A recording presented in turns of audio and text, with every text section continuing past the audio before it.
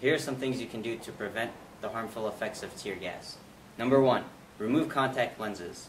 Number 2, find a hat with a large brim in order to prevent the sunlight from hitting your face. Number 3, find a jacket or something with long sleeves in order to cover up any exposed skin. Another thing you're going to want is a pair of goggles to protect your eyes from chemicals. Another thing you can use is a scarf to cover up your face and your nose.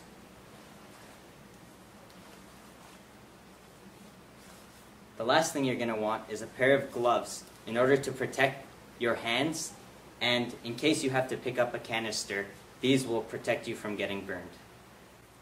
Alright, here are some household items that can help reduce the symptoms of tear gas.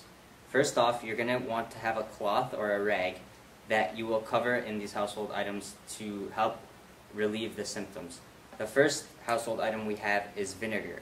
You're going to want to cover your rag in vinegar and then store it in a plastic bag. Once the tear gas is deployed or you have come into contact with tear gas, you're going to want to remove the bag and breathe through it. The second household item we have is lime juice. Lime juice does the same thing as vinegar. It's just an alternative. Another thing you can use is a freshly cut onion. By breathing in the fumes of an onion, this will help alleviate the symptoms and keep your tear ducts and nasal cavities clean. The last tip we have is to take your rag and cover it in ground charcoal. Once the ground charcoal is in the rag, dampen it and then breathe through that. That will act as a filter. Once you have come into contact with tear gas, the best way to remove the toxins from your clothes and body is by firstly removing all the contaminated clothes and washing them immediately. The next thing you can do is, once you get home, take a shower and clean your body vigorously. Alright, some things to remember.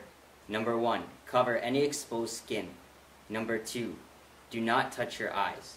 Number 3, remove contact lenses before you leave the house.